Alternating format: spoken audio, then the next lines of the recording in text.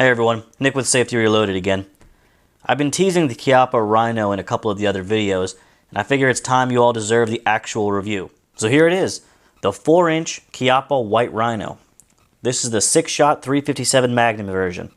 It comes in a 6-inch, a 5-inch, a 2-inch, and I believe SHOT Show just announced a 3-inch as well.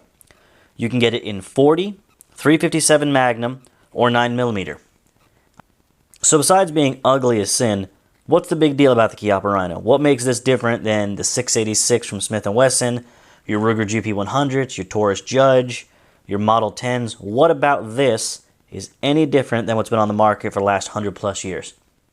Well, the big deal is the barrel lines up with the bottom cylinder versus the top. That's very unusual for a revolver nowadays. It's not the first, nor will it probably ever be the last to do this, but it's the most current version and the most well received so far. So what's the reason for putting the barrel on the bottom cylinder? Well, the whole concept is to decrease muzzle flip. If you can reduce the muzzle flip with that 357 Magnum, you can stay on target longer and put more shots downrange faster and more accurately. The 4-inch Chiappa Rhino comes with the fiber optic front and rear sights, as well as the adjustable rear sight. It also comes cut out to accept moon clips. Now, moon clips is something we're going to talk about in another video, but the 357, the 40, and the 9mm are all cut for them. One thing to note, because that barrel is on the bottom cylinder, there is a separation between what your sights are and where your barrel is. So there is going to be a bit of a difference in where you're aiming, but I guess that's why it's got the adjustable sights on the rear.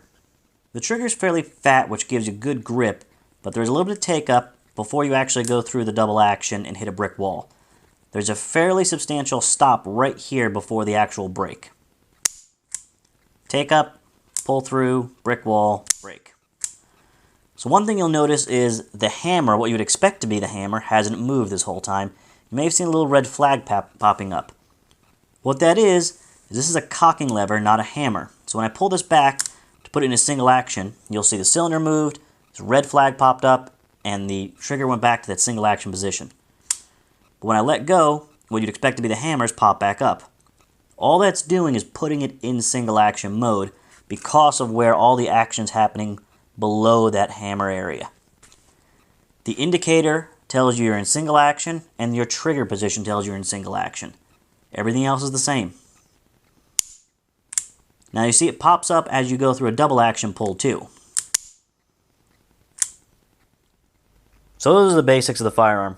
Why don't we take it out and see what it does in real life? Let's head to the range.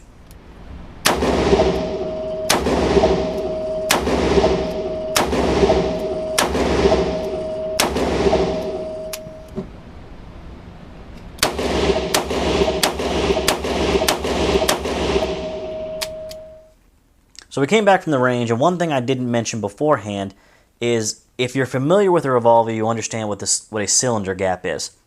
There's a gap between where the cylinder slides in and out and where the barrel meets. There's a little gap there to allow it all to slide past each other. Well, hot gases and things come out of there.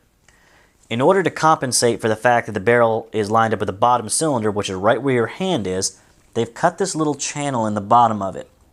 What that does is it directs the gas down and out, which you've probably seen in the video. A side effect of that is the powder that comes out of that cylinder gap will mark up your finger. I noticed when I left, I had a lot of black marks across my finger here on my dominant hand. It wasn't a burn. I didn't feel anything. It was just the excess powder that was coming out of the cylinder gap was marking my hand. So other than having some powder in my hand, my initial impression of taking it to the range was very good. I enjoyed it. I was able to keep on target very well. My first couple shots were a little low. My next couple shots were a little high. And after that, I was doing really well. I felt very comfortable with the firearm at 10 and 15 and out to 20 yards. Now this is a fairly big gun. It's about the same size as a Taurus Judge, but weighs, in my opinion, about half as much. It is really light for a 4-inch revolver. Holsters are going to be a little strange for this one. I happen to have one for the Taurus Judge that actually does fit the Chiappa Rhino as well.